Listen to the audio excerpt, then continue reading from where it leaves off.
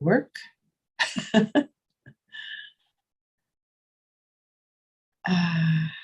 Yes, you're good, except at 6 p.m. Alaska time.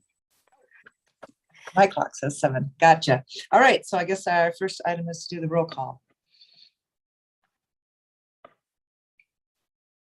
Okay, so we have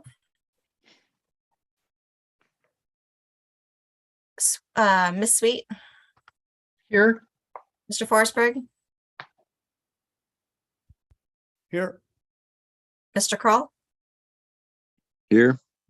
and Miss Ryan. Here. Oh, you have a quorum. Great. Okay, then. I guess the approval of the agenda is our next item to do. Anybody have any comments on that? Okay. Does anybody want to forward a motion to approve the agenda? This is Randy Sweet. I move to approve the agenda. I'll second it. Thank you, Roger. Any comments? I guess probably not. Go ahead with the roll. What do you do that? Roll call on the Yes. agenda? Okay. Miss Sweet, Yes. Mr. Forsberg, Yes. Mr. Kroll, Yes. and Miss Ryan. Yes. Motion passes. So then item D is approval of minutes from our last meeting, October 5th, 2022. This is Randy Sweet. I move to approve the minutes from October 5th, 2022. I'll second it. Okay. Is there any discussion? All right, I guess ask for a vote on that. Okay, that'll be Miss Sweet, Yes. Mr. Forsberg, Yes. Mr. Kroll, Yes. and Miss Ryan. Yes. Motion carries. All right, now item E is public comments regarding items not on the agenda. I guess we'll see if there's any public comments from anybody. And I am not on the screen where I would see that.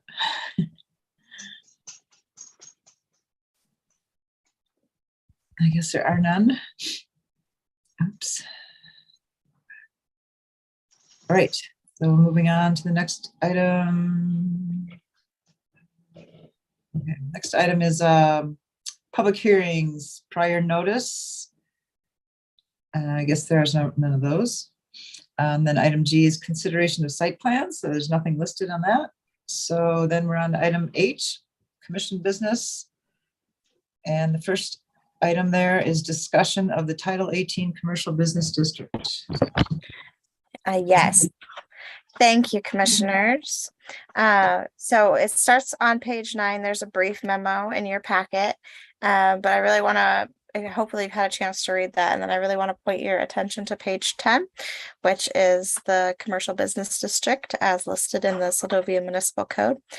There was a discussion at the last council meeting by a member of the public voiced concern about the intent of the commercial business district and concerning land uses or allowable land uses in the commercial business district, because the primary purpose of the district is to be a commercial district and residential is secondary, and that's since the inception of the code.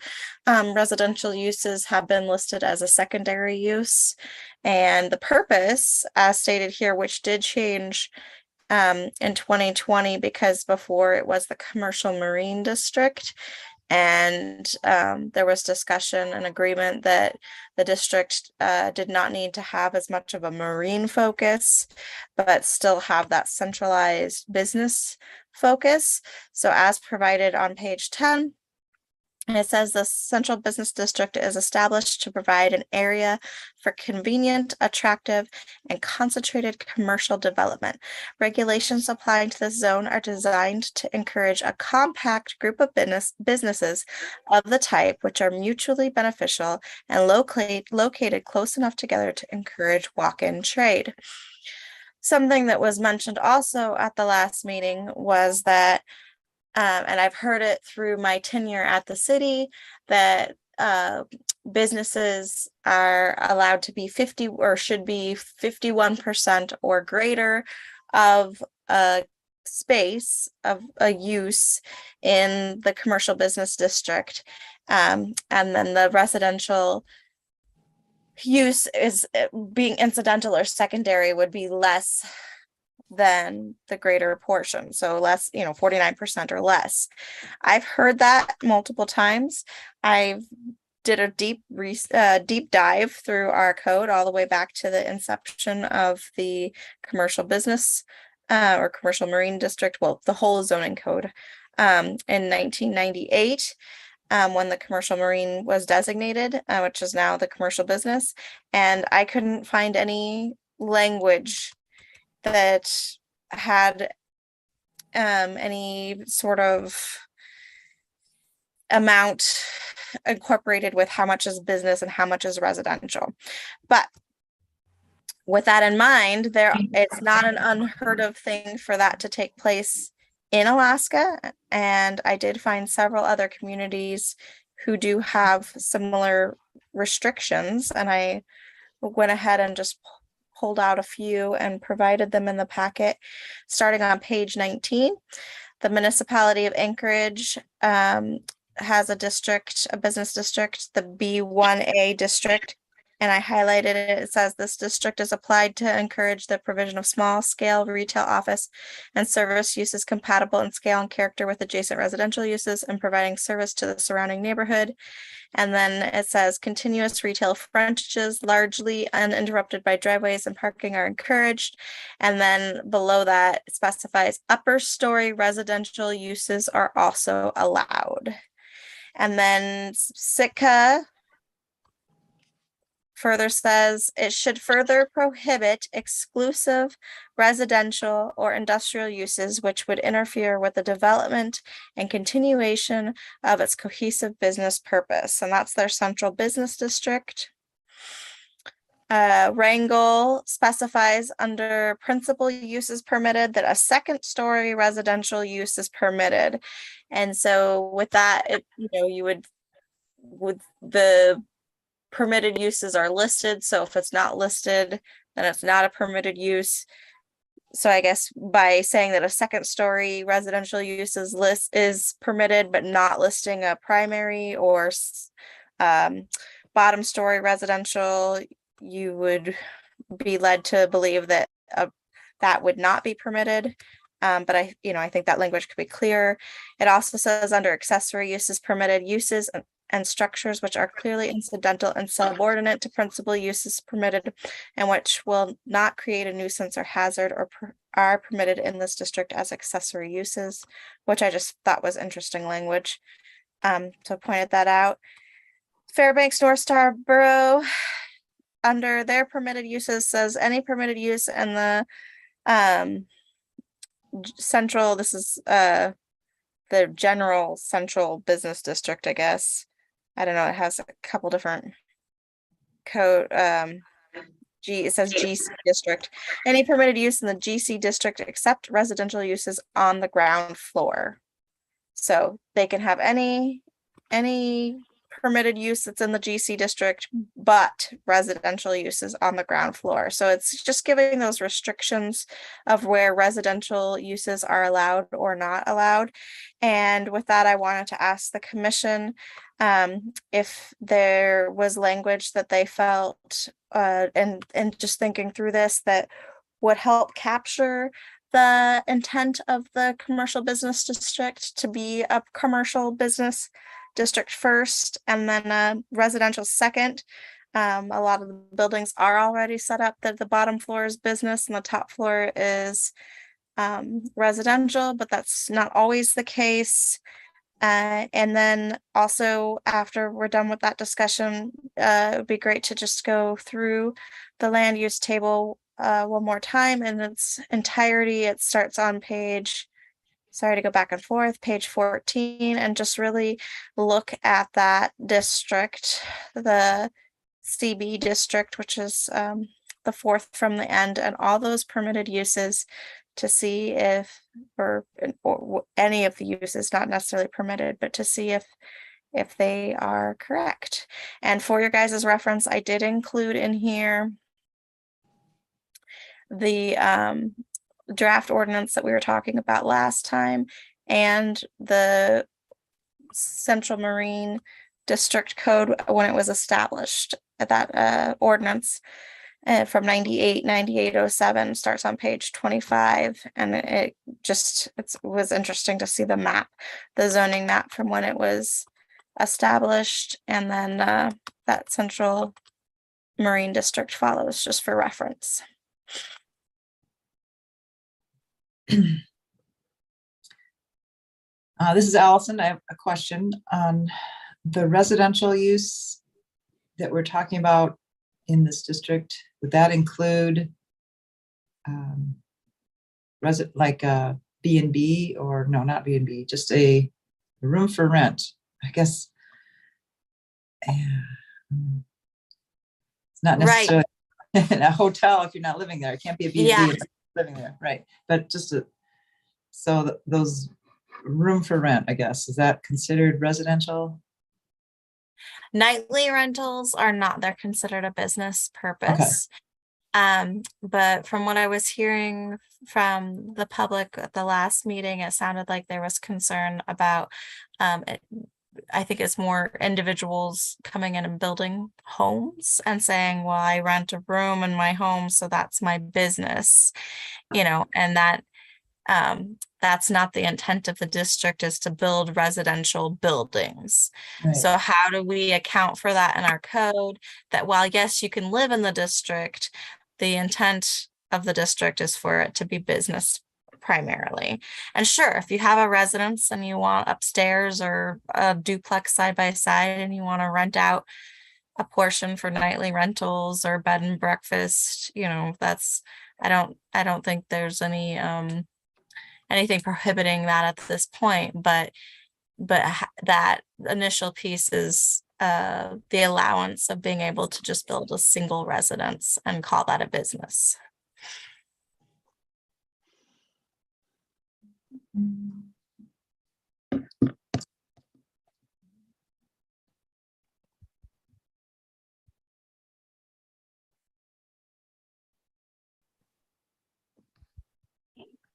I had a question.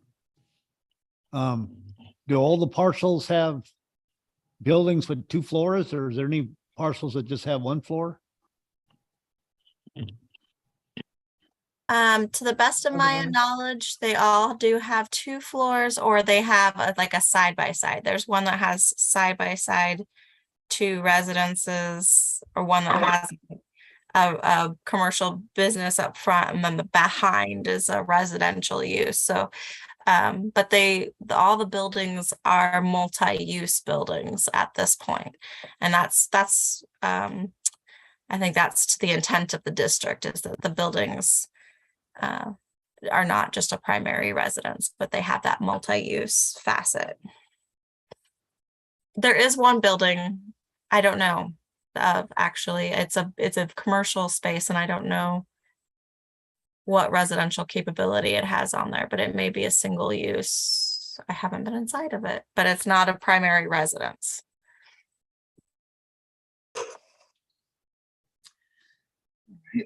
So, what are we supposed to be doing with this information? I'm just looking for feedback if there from the commission on if there's language that they see or that they can come up with on meeting that intent of really defining that the district is a primary commercial use first, residence second. And if you guys need time to look at it, we can always bring it back. It doesn't have to be solved tonight. But but those examples were provided along with our current code in hopes that we can work out just good language that meets Seldovia's needs.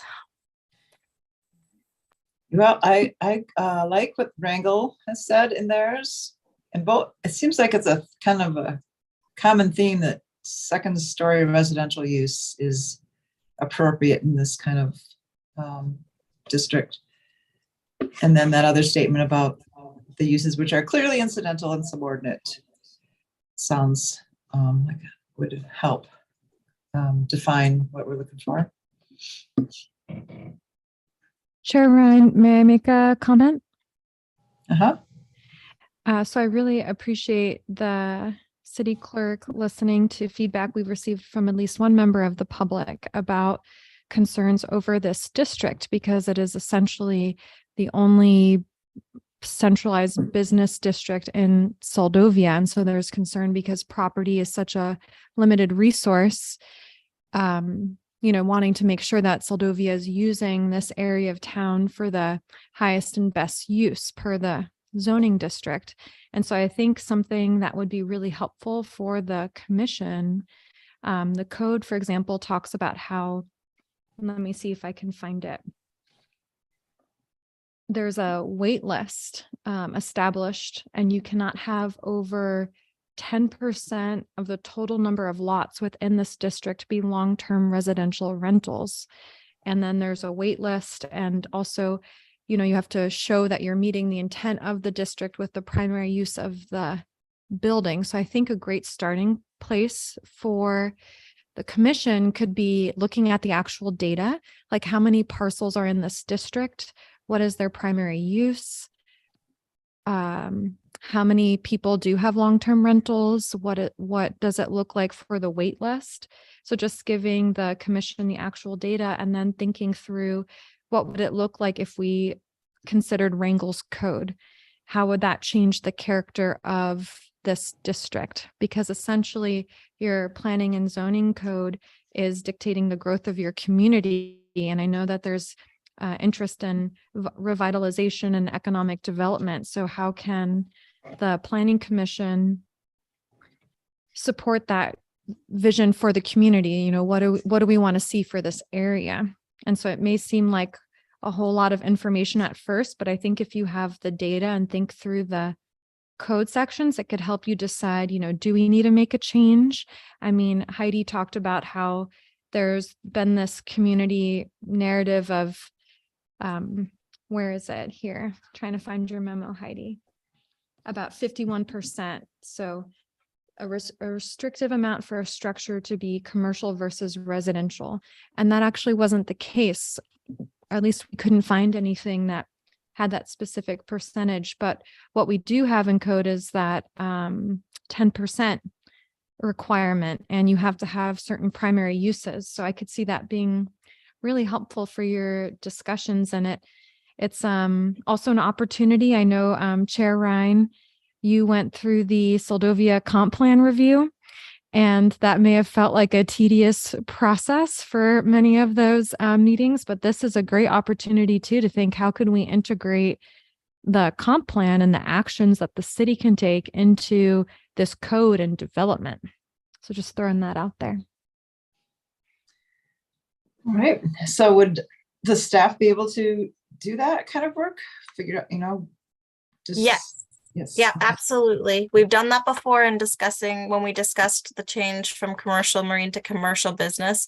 I would just like to, and I think that's a great idea, I would just like to provide as an aside that long-term residential uses are a business use, and that is only one type of residential or business use. We're talking about all residential uses in that district. So whether it's nightly rentals, just a primary residence, I want to build a house. I mean, the administrative permit is there because this has been a long conversation on how to regulate that district so that it doesn't turn into a living quarters. So it's not just accommodating people living in the district, but that it's fitting that intent of having a commercial purpose as well. And so that permit was put into place so that people that did want to use a residential section of their building as a business purpose for a long-term rental could be allowed, but it is limited, so that, like I said, so that it doesn't become a bedroom community.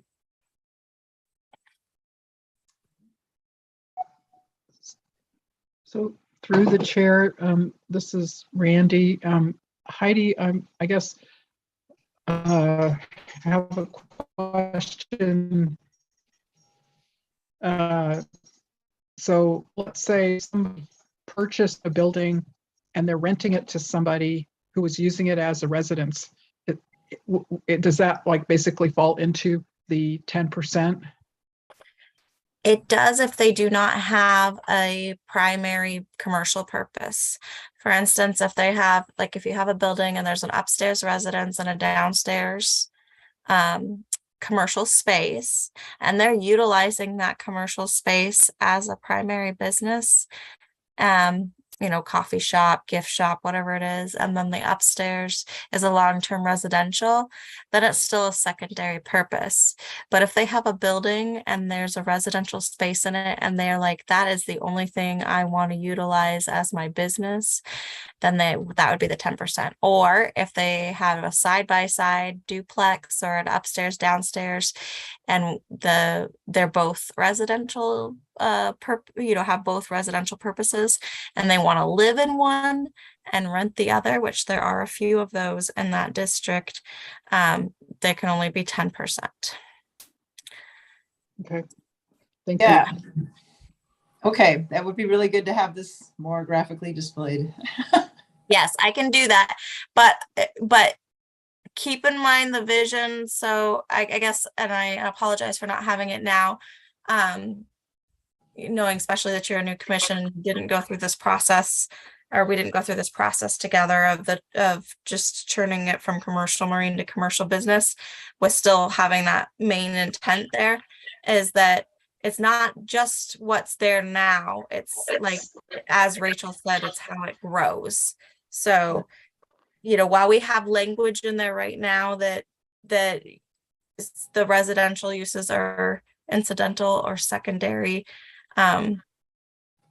it's really, what's that vision for if somebody comes in and has a building permit and says, I'm building a house and it's going to be my business because it's a bed and breakfast or it's a nightly rental, and it is a business, but it's a house in that district.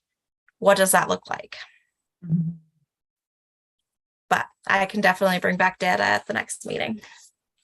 It sounds to me like that type of use you just explained isn't what we're not looking. We want to discourage in the central business district. It's more of a business with incidental rental for a short-term rental, not residential, right? Exactly. Yeah. And that's why those uses were listed as secondary as the residential, but it's a little bit of a gray area. I think for the uses of the building overall, that secondary use being there for what's already established is great. It's not great, but it can use some work, but it's there. That language is there. But there is a hiccup with somebody wanting to build and that being their business. That's a little bit of a gray area. So we can work on that. I can bring back data. I do have one more concern on this, and that is the street as you're going towards, like, beyond the pavilion and towards the old boardwalk. That part of the central business district seems more like more of a residential area and less like business. And has it ever been discussed that the boundary could be changed for that part of the district? It has been recommended, not recommended, that's not the right word. It has been mentioned, yes, and it has been discussed over the last several years. And in fact, a whole zoning overview has been discussed, but it is a very big project. Yeah. And something that should be definitely looked at in the coming future for sure. Is that something the commission wants to look at? Not at this moment. I don't. And then Chair Ryan and City Clerk Gagel, on this topic, I also think it could be a great opportunity to look at carrots and sticks and what cities have done to incentivize development and how you penalize folks that don't meet the missions of the district. So I don't know what fines are in place or how the city looks at folks that were, I know people don't like the term grandfathered in, but folks that had already had residences under commercial marine when it shifted to commercial business, but just thinking about how you can work with people that are there and also support local businesses that are trying to be up and comers or have been in the community for a few years to expand or use their space in this zoning district in a different way. So I don't know if the city, for example, could look at a business and try to come up with a way to say, you know, you're in this district, you're performing a service. If you do it like this, you know, the city will look at a reduction on your assessment value because you are operating in this district in this way. Or looking at a stick like, hey, you've been here, we've sent you notices, you haven't done anything. You know, I don't know what our processes are like. And like Heidi said, it could be a really time intensive project. So just putting that out there too.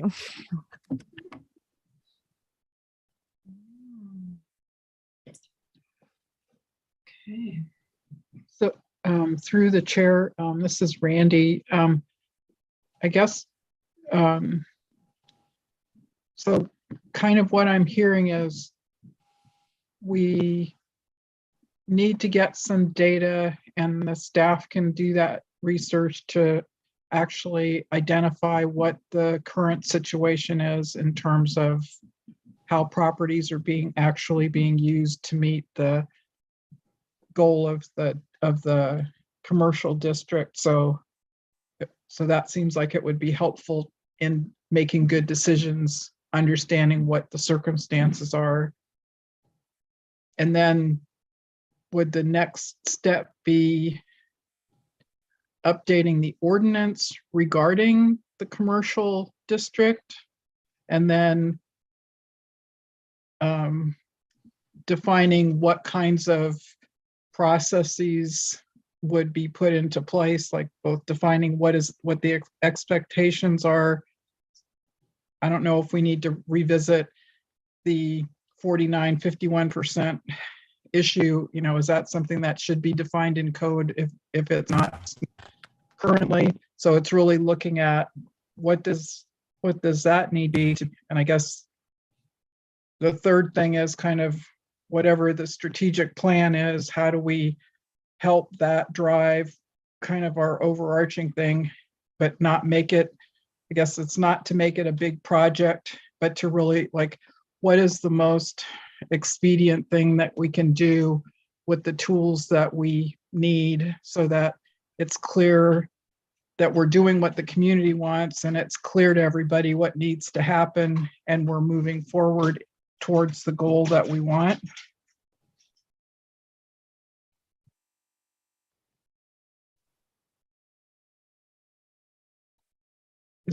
So I guess, is that kind of what we're trying to accomplish? Is that me? You or any, I'm sorry, yes, Heidi, if you can kind of, I guess I'm kind of looking for what are the parameters and what are, you know, and then also keeping it fairly tight because we don't want to have like massive scope creep, but we want to accomplish something that's going to actually be helpful. Right. So I think you're on track through the chair. It sounds like we need to broaden the scope a little bit here. I think, and these examples provided, it was just trying to address the issue going forward of how those buildings are managed, you know, from here on out, or being built from here on out. It seems like historically, for the most part, you know, it's worked. If you do look at the buildings, they do have multi-uses, having those incidental and secondary uses for the residential purposes being incidental or secondary seems to be mostly understood. However, some years are better than others. And we do have to work on our letter and enforcement process. That's something that I've been working on the last couple of years, just making sure that everybody understands in that district that it cannot just be a residence. So I think you're on track, that if that's what the commission needs and that sounds good to you guys, we can bring back data of just how the district is being used now. And then, you know, provide examples for language and ways that it can be updated to help make that intent clearer. And then, like you said at the end, then having, you know, just that clear guide of where it's at. And then, yeah, sorry, I forgot. I lost track of where I was at right there. Your third thing. I'm sorry, I lost track of it. I think it was kind of the comprehensive Yes. plan, or, you know, like whatever, like understanding what is our strategy, I guess, because it's like, Yes. this is what we'd like. The reason that we are asking people to conform to the commercial district is to, you know, help maintain and grow a vibrant community district or commercial district.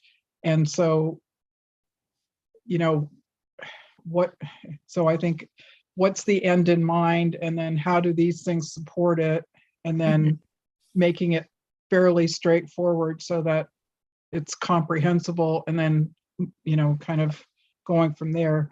And I guess in addition to the comprehensive plan, we've got the land use management plan, I guess, and that's where the definition is. That where the commercial district kind of fits into that land use management plan? No, that's in our zoning code in Title 18. So it was commercial marine to start in 98, and it's always had the incidental or secondary uses. And then recently it shifted from commercial marine to commercial business so that it wasn't so marine focused, but still had that intent that it was a commercial district first and residences were incidental or secondary. I think where it lost focus is when the land use table was put in. While that was extremely helpful, I've heard a lot of compliments on it as a tool to be able to see what is allowed in a district and what is not, or what is a conditional use. This issue is it's separate from all the other districts. And in that there is that restriction that you can't just be a residence. That's not necessarily the same in the rest of the district. So that while it's there, it's not as clear as it should be. Whereas before it just stated in the code that it was a secondary use. And then secondary use wasn't defined, but it was there as a second, you know, you could, and we could use that as administration to say, yeah, yes, you can have a house or a business, but it has to be secondary. There always has to be a primary use. And we still have that secondary language in there. It's just not because our list of land use types has exponentially grown and we're trying to cover everything. There's just that missing piece of how to cover single use or single story buildings or single, for development moving forward in the future. Does that make sense? Somewhat, I guess so the land use management plan is basically subordinate to the ordinances. Is that correct? The land use management plan is City of Seldovia specific. So that's city properties. This is the zoning. We're Okay. talking about Title 18. So Okay. this is not, this does not Okay. involve the land use management plan. Although there are some city-owned pieces of land in this district? There are. The harbor Okay. parking lot area is in commercial marine district, yes. Okay, gotcha. Thank you. Or commercial business, sorry. Okay, so this is Allison. I have another comment. I don't have all my material with me, and so it might be answered if I research this, but just looking at this, our list of all these zoning districts, there are 4 that have some commercial component. And maybe we don't need 4 that have some portion are commercial. Somehow they could be combined, so it's not as confusing and a little more, I don't know. There's lumpers and splitters. So we have just basically commercial district, then we have commercial business, there's waterfront commercial residential and commercial residential. And yeah, that's why it seems like it could be simplified in some manner. But anyhow, that's another observation. This is for Heidi. Didn't a couple years ago, didn't we address this? And I can't really remember what we decided on, or if we just pushed it out for future. But if I remember right, it was something about if you sold your place, the new owners would have to abide by it. If you were out of compliance now, whoever bought the parcel would have to get it into compliance. Do you remember any of that, Heidi? I do, and we did, and I don't think that that's the problem. I think the problem is just listing the land use types for future development.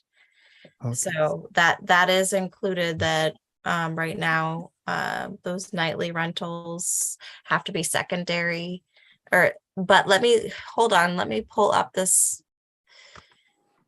This all really started because this conversation that we're having right now, because we were looking at just updating the definitions and code in Title 18 to include dwelling unit attached residential nightly rentals and dwelling unit attached multi-residential nightly rentals, because right now in our code it states that dwelling units attached residential is an allowable use, and dwelling unit attached multi-residential they're both permitted uses.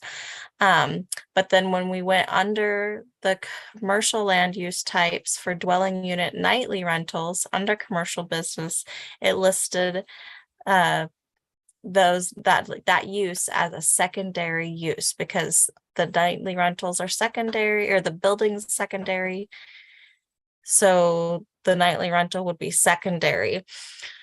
With the recommended changes from the last meeting, it would be that the dwelling unit nightly rentals would no longer be permitted in the district, because you can't just have a dwelling unit and then rent it in the district. However, a dwelling unit attached residential, so it's an attached dwelling unit to a commercial business, by definition, is permitted to have a nightly rental, and a dwelling unit attached multi-residential nightly rentals is also permitted. And this is on page 46 of your packet. Bed and breakfast then does become secondary, because the definition would be updated to make sure that it was clear that a bed and breakfast is a secondary use. So it's your residence, you're living in there, you are offering a bed and breakfast as a business. Well, that's great, but if it's in the commercial business district, that means it's your residence and it's a secondary use. It cannot be your primary business. And then that was in hopes just to really kind of make that the nightly rentals is the issue. And then the moving forward, making sure that buildings that are built either have a commercial purpose or have a commercial purpose with an attached residence, but not just a resident purpose. So they couldn't say, I'm going to just build a dwelling unit with nightly rentals and I'm going to live in it and that'll be, my business and my home. Even though it said secondary, I could see where somebody could have that argument that they're building a residence and it's still their business. So that's the piece to address. Enforcement is always an issue in the district, and it's something that we're working on. From what we heard at the last meeting, it sounds like there's some concern that some businesses may not be appropriate in the district that are happening in the district. And that's why I was hoping that we could do a more comprehensive review of the land use types. And I think that CM Freelander is right on track with just providing the data of what is being used and how. Now will really show what's happening in the district and how to shape it in the future. And so I can bring that back at the next meeting. Good. Yeah. So this is Allison again. I'm on page 46. Yes. And I was looking at this, what you were just talking about, dwelling unit, attached residential, nightly rentals. Mm-hmm. So that, to me, what you said, a dwelling unit that is attached to a commercial structure. Yeah. Well, those words aren't in that line, attached to a commercial structure. And so it's always kind of confused me. Dwelling unit, attached residential. What is that? Attached residential. Yes. So you would have to look at the definitions because we can't fit everything in there. And under definitions, if we go up to dwelling unit, that'll just be previously, you'll see on page 32, dwelling unit, attached residential, a building located on a single lot containing multiple units having a common wall of which one is a dwelling unit designed for one family. An apartment in a commercial building is in parentheses. Dwelling unit, attached multi-residential, a building located on a single lot containing multiple units having a common wall of which more than one is a dwelling unit and designed for multiple families, multiple apartments, and a commercial building. So that's how those are defined.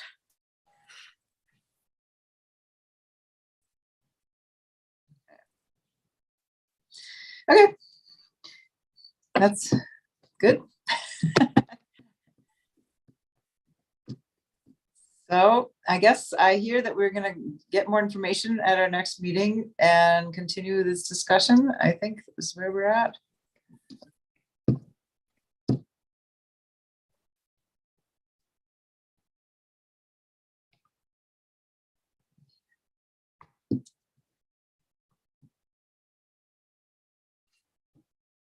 Through the chair, this is Randy. On the, kind of doing an audit of what what the uses are in the district.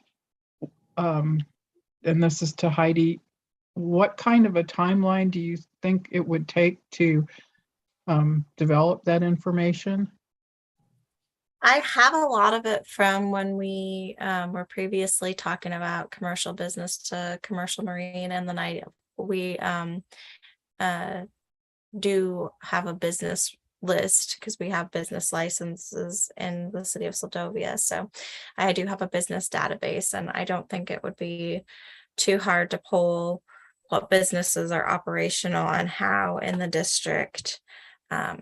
Versus buildings that are vacant, and provide an overall comprehensive view of the district. I could do it in pretty short order. So are you thinking by the next meeting or by the end of the year, or I'm just kind of thinking in terms of how we're having this discussion, what would you think would be reasonable?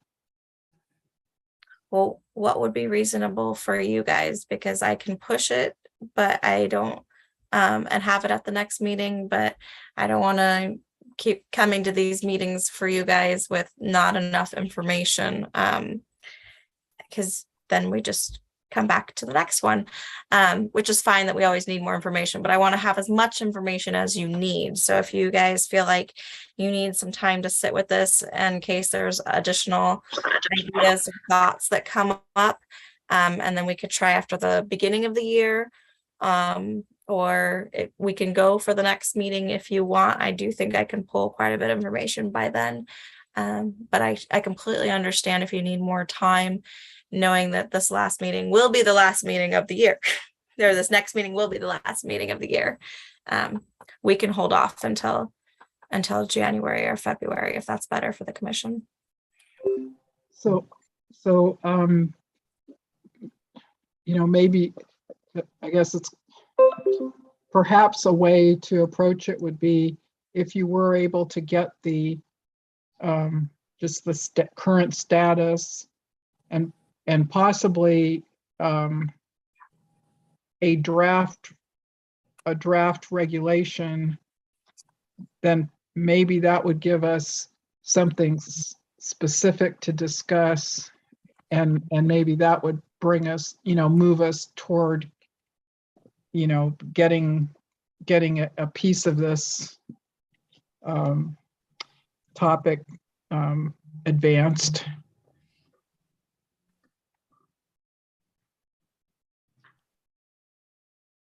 That sounds good to me. If that sounds good to everyone here, absolutely. I'll let you guys know when that's ready. So Allison and Mr. Kroll and Mr. Forsberg, does that sound like, because I don't want to speak for the commission. I'm just trying to I'm listening and just trying to figure out how do we move forward in a way that's productive for everybody. Yeah, that sounds good. I want to encourage business without too many restrictions. The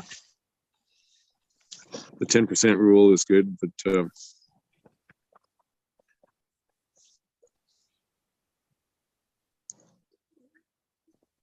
yeah, it sounds good to me as well. And also, you try to have these things ready for us to look at like the Friday before our meeting. And if that could be the case, then we all make a real effort to review that packet material so that we are as prepared as possible to move on it and act on it. Next meeting would be good. Yeah, I agree. Be a good idea to have all the information.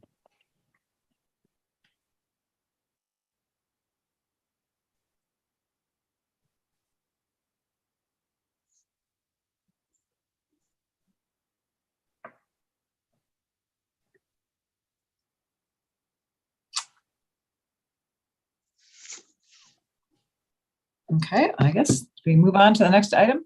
Let's see. Great.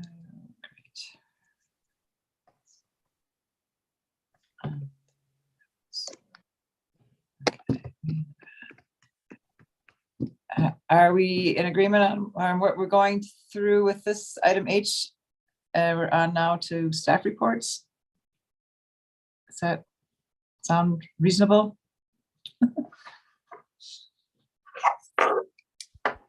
Yes. And Chair Ryan, did we already look to public comment?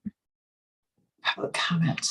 Public hearing. Well, there was public hearing, public comments, public comment on, on this particular item. We had the presentation, public presentation or hearing. Is that what you're asking? That's correct. That's correct. H1B. Okay. I guess so. Any public that wants to do a presentation on this matter? I don't We've see already any done- hands at this time. Okay, and we've done the commission discussion, which is item C, H1C. Aha, there is a hand raised now. Oh, okay. So, Ashley Keithley. all right. Can you go ahead and share that? I can't. Ashley has permission to speak.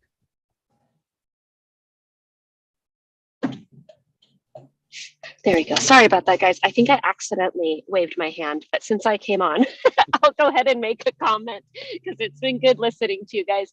I think this is a great topic for you guys to be taking a look at. I've actually heard a lot of conversation about this and took a look to see when you guys sent the packet out on what this district is, like really where it's at, because I think when people are looking at purchasing places in Seldovia, it's been very unclear for them on exactly what that looks like. And I think having more clarity on the expectations of that is going to be very helpful. So that's my brief short, since I accidentally put my hand up. All right, thank you. I'd like to hear that support for doing this work. All right, so now we're going on. There are no other hands. There are more hands. Oh, wow. Pardon me. There are no other hands. Oh, there are none. Okay. All righty. So I got to switch back to my other document here. Okay. All right. So now H1D, action disposition. We are now asking for more information to be brought back at our next meeting and for us all to be prepared to try and solve this. And having that draft regulation, I think, would be a great addition.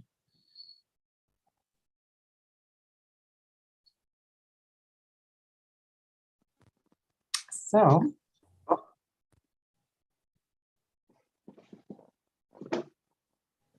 moving on, I guess. Yes. Item I, staff reports. First one, update wastewater alternative treatment options.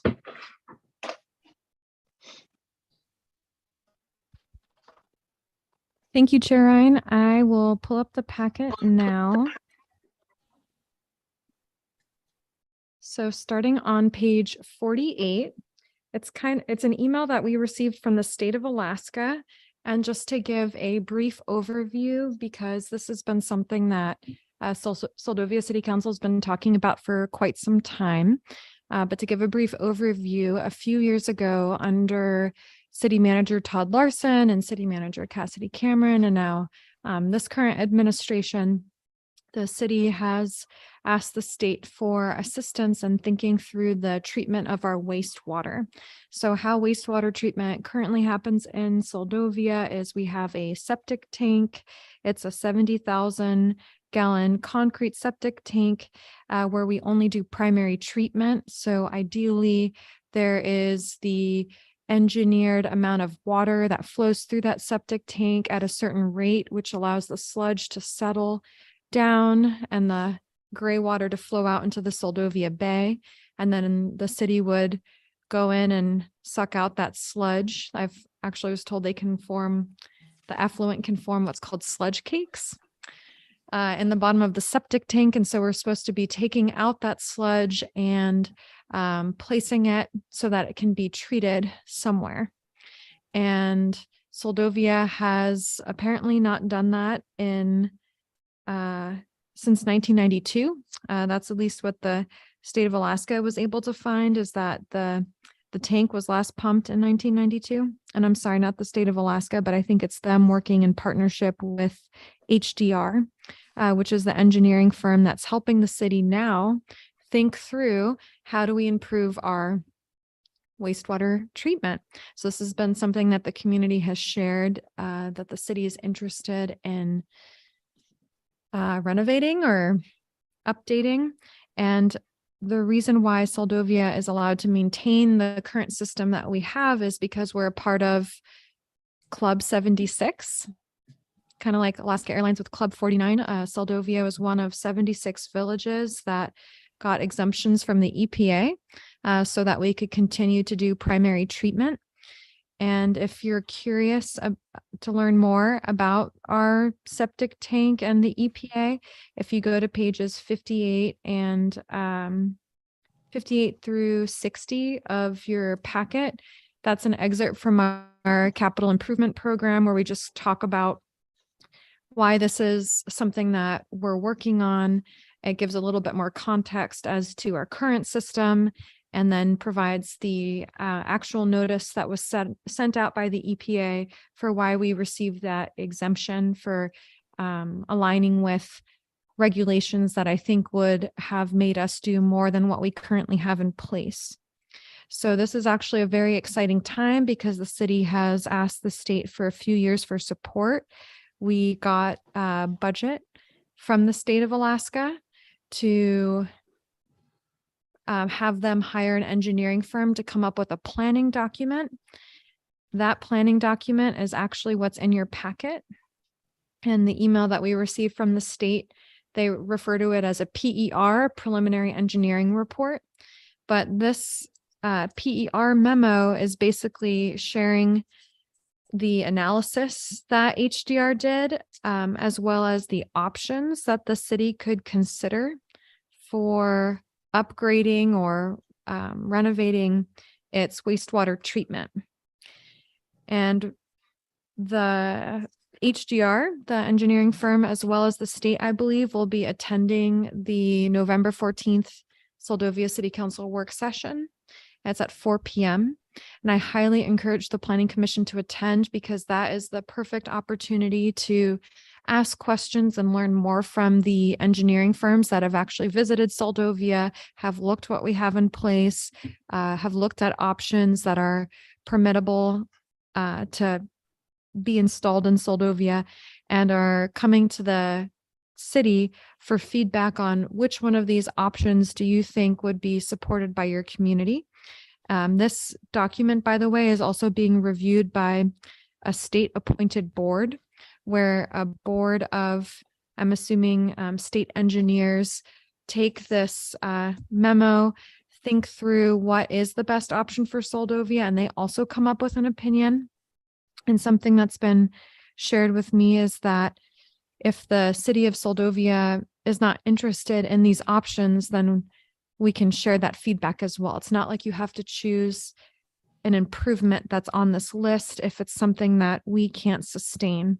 And so to share with the commission, I have asked the state, after receiving this memo, to help the city understand what the operating and maintenance annual expenses will be, because there is funding. It would not come out of the city budget. It would come out of, I believe, budget that the state of Alaska Village Safe Water receives from the EPA as a federal grant. That would be funded for the project would be funded for construction. But where the city of Seldovia comes in is annual operating expenses and maintenance costs. So while we have this wonderful support to make any improvements that the community desires, I would like to also ensure that it is something that we as a community can support. So if it's something that will increase sewer bills by triple the amount or double the amount, I don't think that that's something that the community can sustain. But if there is an option on this memo that shares that the rate may increase for our utility users, but not in a substantial manner, that might be the best option for the community, because we want to think about the impact this improvement will have in the long run, and also not just the impact it'll have on the utility users within the city of Seldovia, but also the environment, because that was an inspiration for wanting to see this happen, since we essentially have untreated effluent or untreated wastewater going into the Seldovia Bay. And as the Planning Commission is a part of the growth and development of our community and thinking about how we want to see Seldovia today as well as into the future, I just wanted to provide you this memo and share that this has been something the city's been working on for a few years now, and it's exciting to see the planning document, because this is essentially the tool that the state will then use with the city to petition the state for construction funding to make the improvement happen.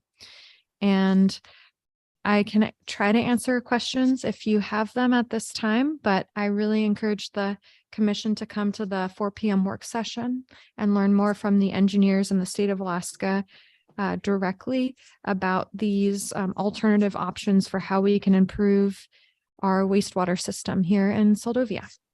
Thank you. Thank you.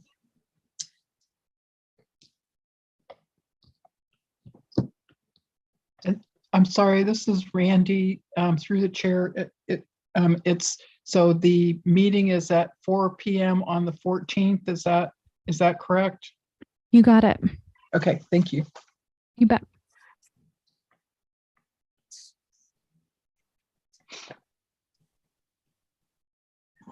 All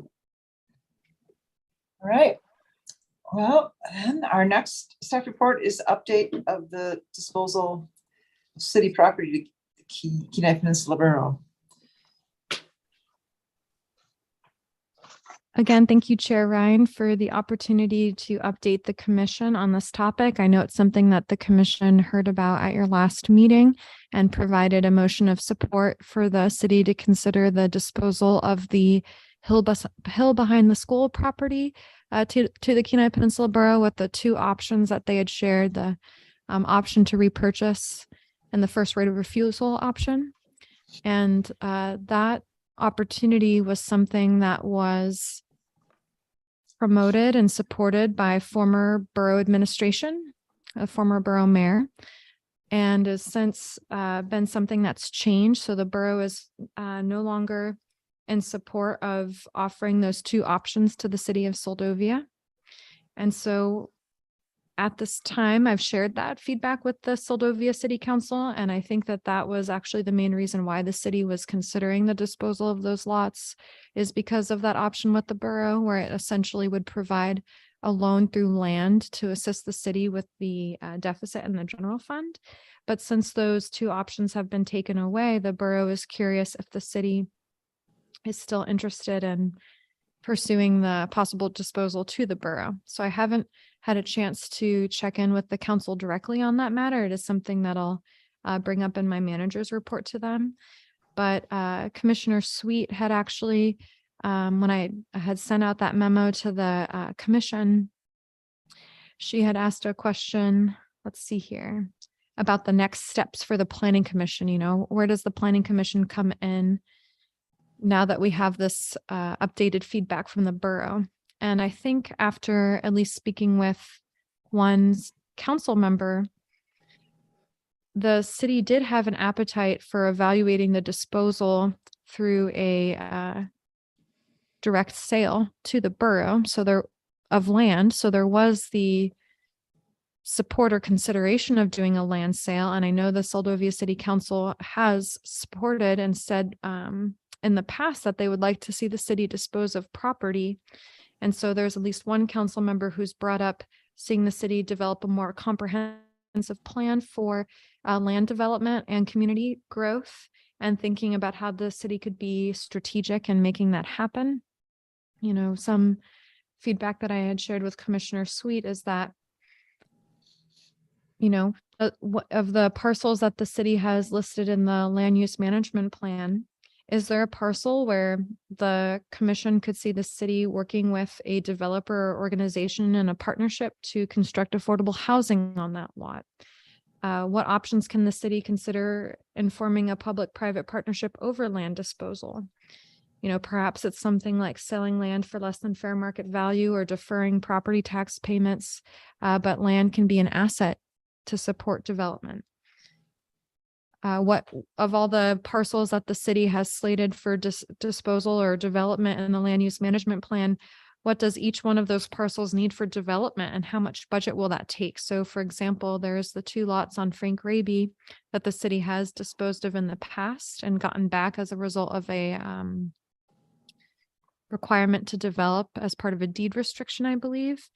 And those lots do not have water and sewer to them.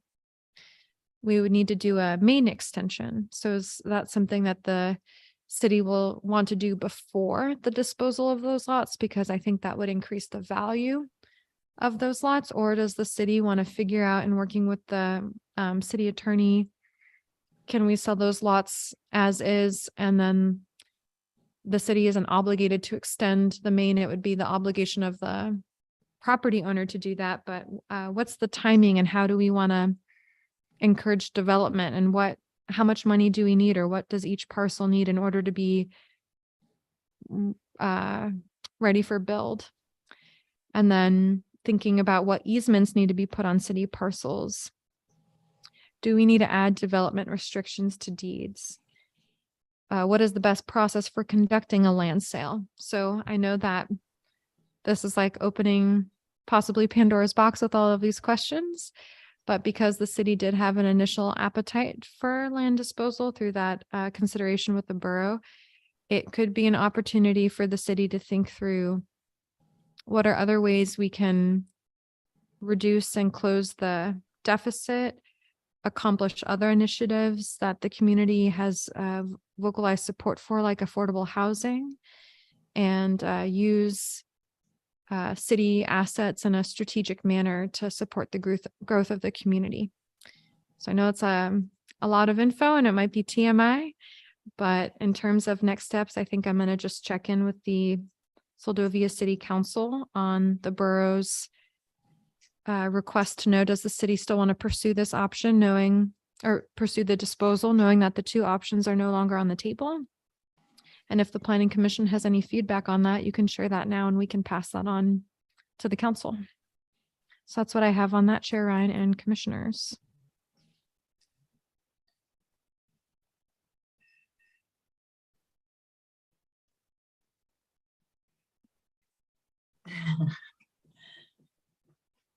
Yeah, I guess this would still disposing it to the borough, would that be a lot simpler process than, like, it sounds like opening up just being able to dispose land to anybody, which is kind of what I got the feeling from our person that joined our meeting last week, is that why sell it to the borough, make it available to anybody.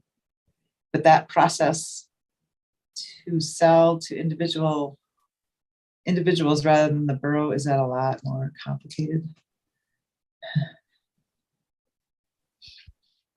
Through the chair, I don't think so. I mean, Okay. it would take more administrative time depending on the process that the city wanted to move in. So for example, let's say a developer came to the city and said, I would be willing to put affordable housing in Seldovia if the city was interested in providing me a parcel at less than fair market value to offset the cost of development. Because that's something that we learned in the appraisal that the borough provided, is that they recommended maintaining the land as basically undeveloped or raw land, given the cost of development is prohibitive for making major improvements like housing occur.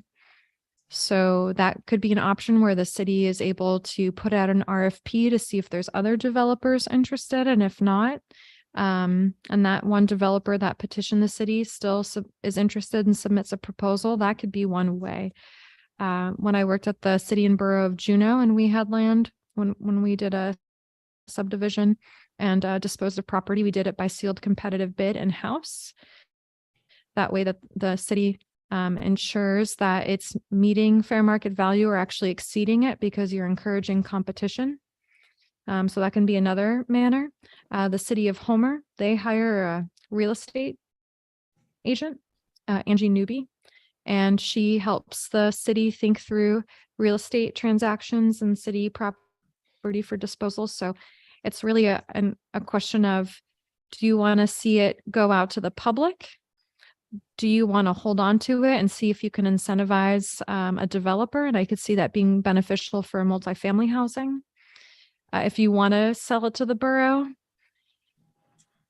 I mean, they're still interested. I think the borough would still consider the sale without those options. And maybe the lands manager or the lands office, I should say, at the borough has shared with me that they have partnered with organizations in the past to do things.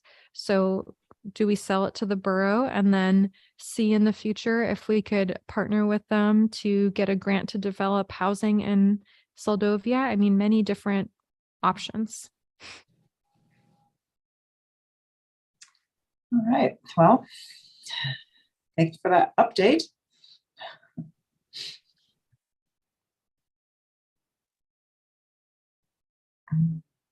I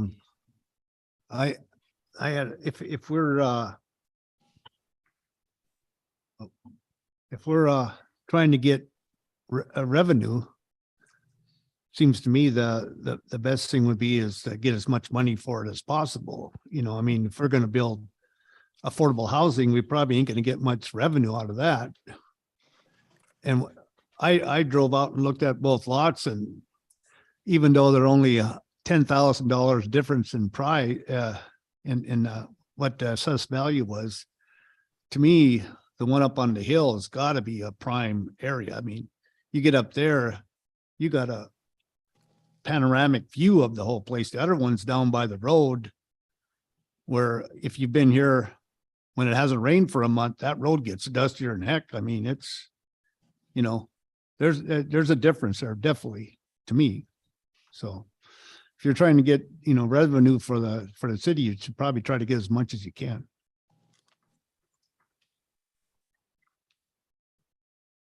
And through the chair, that was feedback that the city did receive from the constituent who attended the last meeting. And that's where, you know, the appraisal comes in handy, because the city now has an appraisal or a value assigned to that lot. And so you could do a sealed competitive bid and set that as the fair market value and see what competition occurs. But if the city wants to see development happen, sealed competitive bid, or I should say, if the city wants to ensure that development happens, we would need to ask the city attorney if we could do a development restriction clause on the deed, so that when people are bidding on the land, they know that they have to develop within a certain period of time. But the council could say, we know we have this deficit and we're going to make other steps to close it. And instead we want to use the land to help us with affordable housing. So yes, the object is to make revenue, but then there's also other objectives of the city.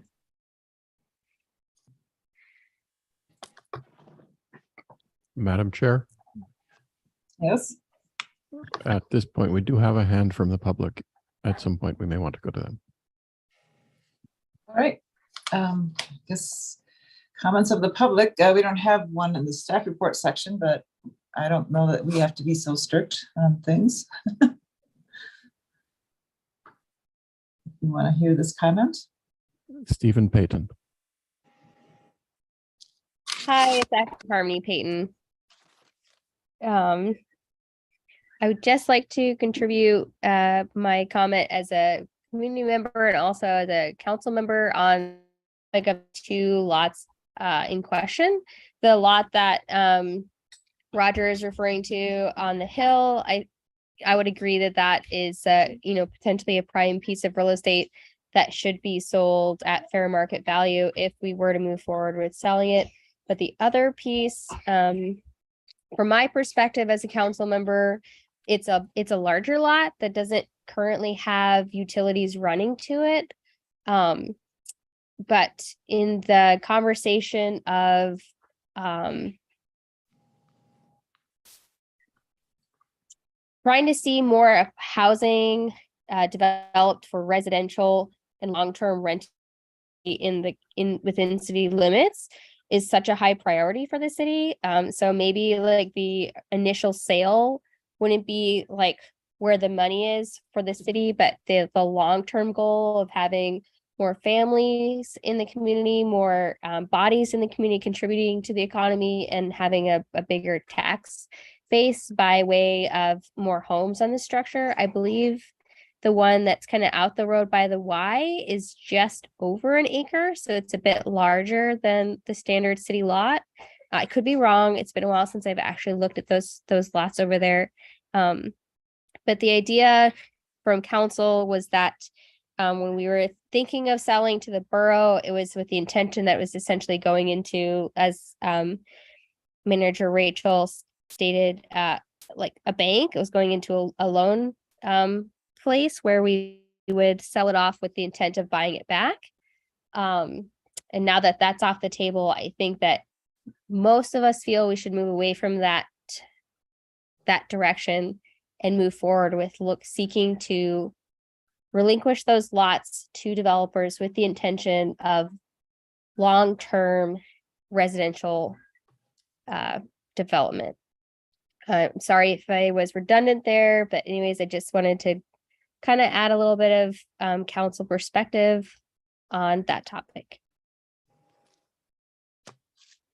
All right. I appreciate your contribution there.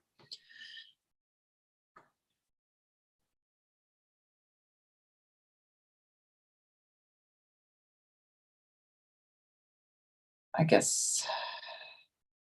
Anybody else have comments? Otherwise, we'll move on to item J.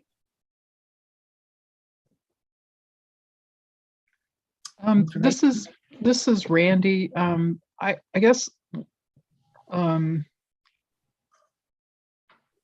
question I have is how urgent is the need for revenue? Like how much of a factor is that in decision making? So that's one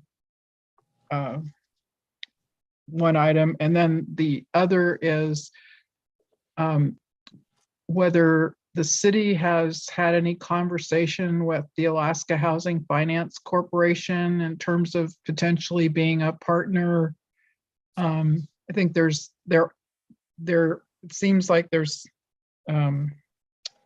things happening in our state in terms of housing development, and the Alaska Housing Finance Corporation has been involved with that for a number of years. So is there an opportunity to explore that avenue in terms of development of housing? So more questions. Well, through the chair, we love questions. So those are great questions. And we have been in touch with AHFC, but more about energy related upgrades to public buildings. So I definitely think it would be worth a conversation in the future for the city to get in touch with them and ask what that could look like for Seldovia, or even Cook Inlet Regional Housing Authority, which already has affordable housing in Seldovia, if they'd be curious in expanding. And I guess to answer the question about the deficit, it is a top priority for the city. I mean, the Seldovia City Council adopted a 2-month, based on the average of the revenue made by each fund within the city. So we have the general fund, but then we have at least 5 other special revenue funds. And we just talk about the major ones: water, sewer, harbor, boat haul out, and the municipal dock. But then we also have senior meals, as well as fire and EMS. Those are also special revenue funds.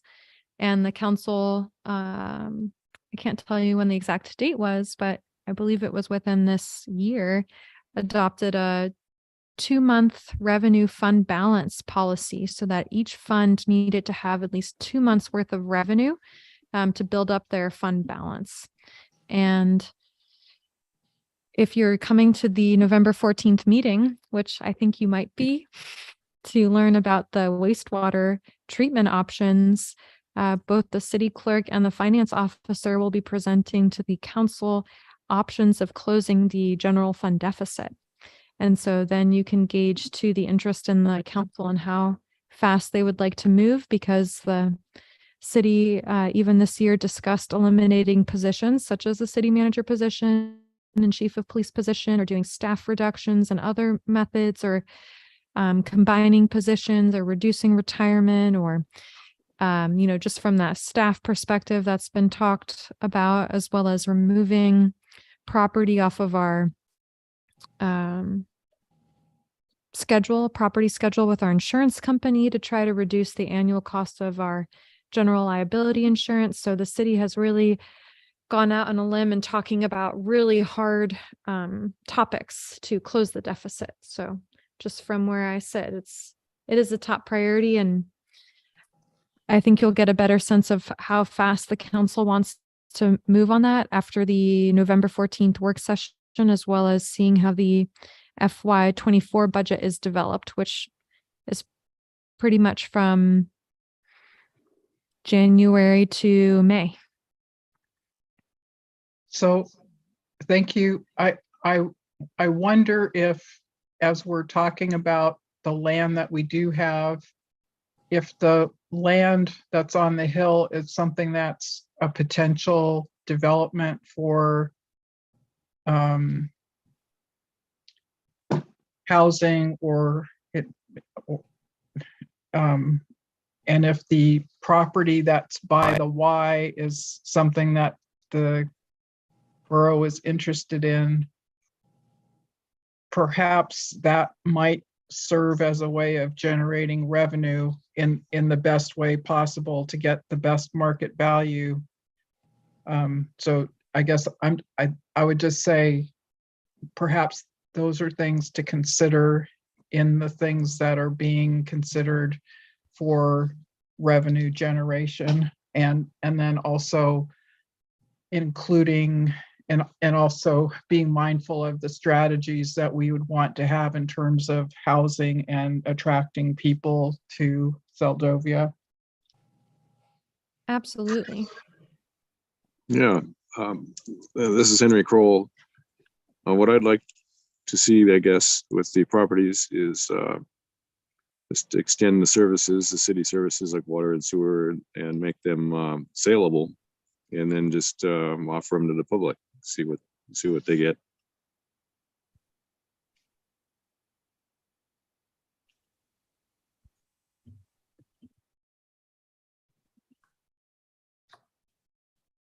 Okay.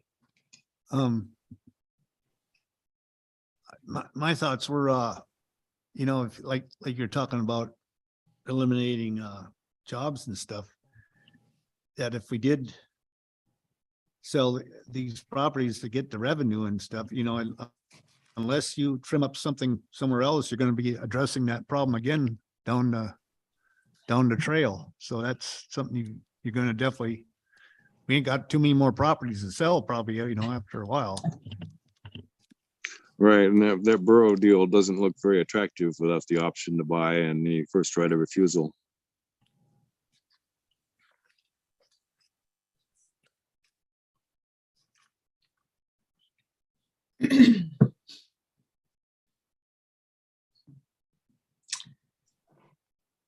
Okay. So I guess we should move on to item J. Unless, I don't know, this seems like we can't really decide, or there's no action required on this. It's just an update. And so we're all informed. All right. Good with everybody? Moving on to these informational items not requiring an action. First one is a community meeting work session. Oh, this is another one. City service discussion and strengths, weaknesses, opportunities, threats, exercise, November 9th at 6 p.m. Oh, so this would be out of town somewhere?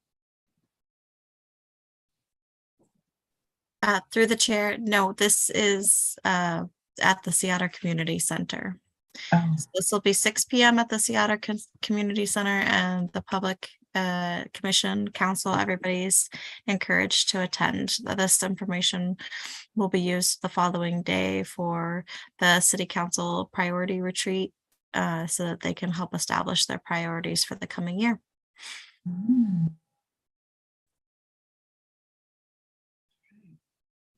And then November 16th, upcoming training with SOA, local government specialist. If I could speak on that, Chair Ryan. Sure, yes. So that date has changed. We did get it a little bit more finalized today. That'll actually be Tuesday, November 15th from 1 to 5, as long as the commission's available. That's the schedule we're looking at. She will be here in person, but we will have a Zoom option for those who are not able to be here in person. And I apologize, my email shut down. I wanted to give you an overview of the agenda, but there was just two main discussion items, and one was the roles and responsibilities of the commission. So I think it should be a really great topic just to learn more about why your guys' roles are so important and vital to this community. All right. Yeah, and that other meeting too sounds like hopefully that you will get some people attending to help with that. Absolutely. Strength, weakness, opportunities, threats. Yeah. Okay. All right. Well, I'll put that on my calendar, November 15th, 1 to 5, or wherever time zone I'm in. I'll send out notices as well beforehand, but yep, November 15th, 1 to 5. Please mark your calendars. All right, then moving on to item K, comments of the public. Anybody holding up their hand? We do have one hand. All right.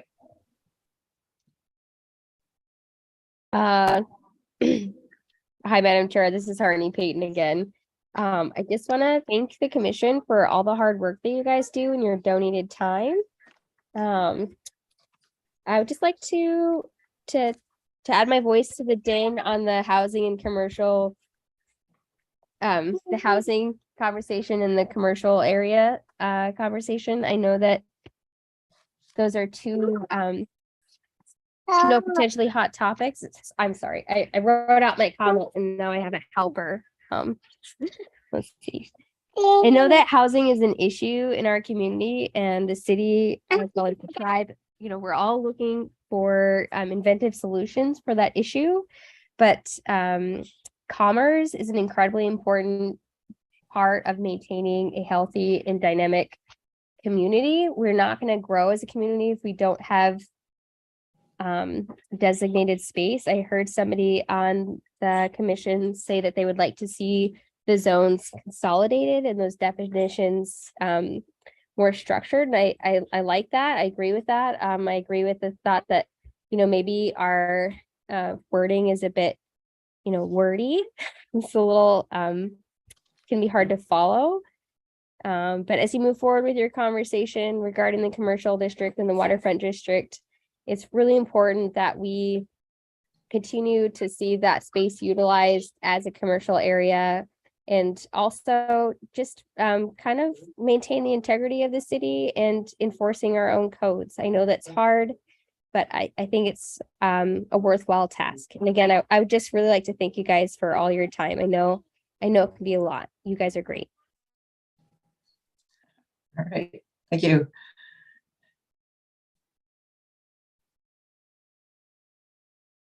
And do we have There are any no other other? hands. There are no None? other hands. Okay, thank you. All right, so our next meeting, wait a minute, we're on to item L, comments of the commission. If you want to go round robin and share, I don't know, do I normally go first or? Does it matter? Normally you would utilize the list of commissioners at the top of the page. So it would be Sweet this time, and then Forsberg, Kroll, and yourself last. Okay. That sounds good. This is Randy. I don't have any further comments. I just appreciate the discussion and the feedback from the public.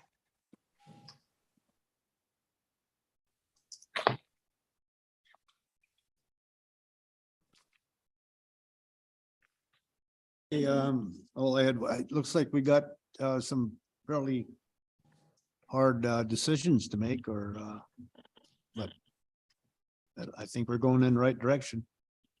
Thank you.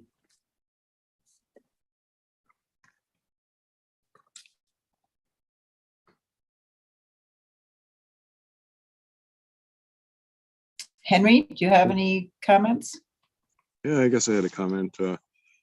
I wasn't aware that jobs was an issue, but if we invite more people into the community, those are potential employers. And I guess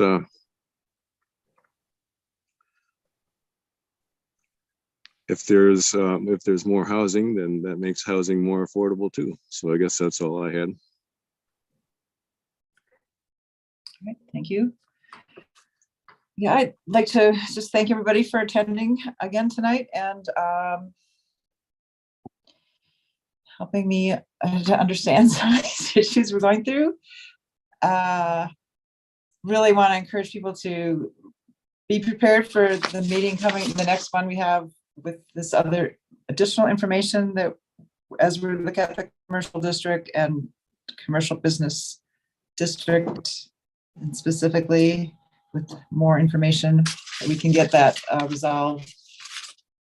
Just so we need to be reviewing those materials prior to the meeting coming up. And thank you for staff and everybody for getting us through this. And is this, Rachel, is this going to be your last planning commission meeting? Thank you, Chair Ryan. My last day with my current contract at the city is December 7th, which is a planning commission meeting. So I was planning to attend. All right. So I'll get to celebrate with you all. And I really can't emphasize enough how important your attendance would be at the community meeting next week. And I know there's a few meetings in the horizon. We're just trying to get them in before the holidays hit. So if you can make it to that community meeting at the SOC on November 9th at 6 p.m., there'll be food.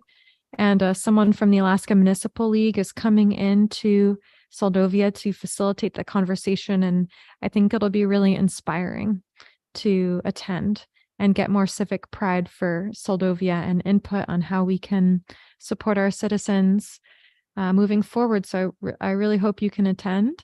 And so I'm just using this as an opportunity to also share that the new grader is in Seldovia. And I don't know if you've seen it, but today was its first day working the streets and did a great job, and it could fit on our narrow streets as well. So it'll be a great tool to support development and city services for our community. Thank you so much. All right. Thank you. All right. So our next regular meeting is scheduled for December 7th. And I will look forward to that, but should be all together November 15th and maybe prior to that, those other meetings coming up. So, all right. Well, no gavel, but I'm adjourning the meeting. Can you get a second?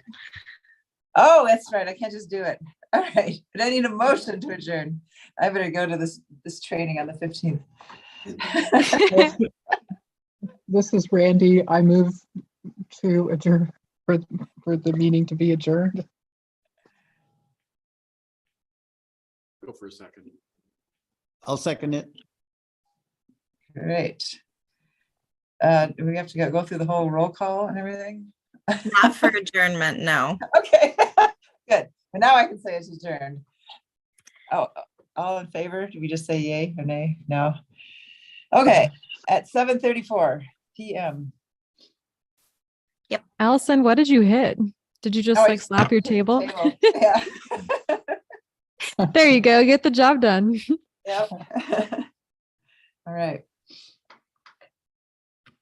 Bye-bye. Goodbye. Thanks. Thank you all. Bye, everybody. Okay, thank you. Good night.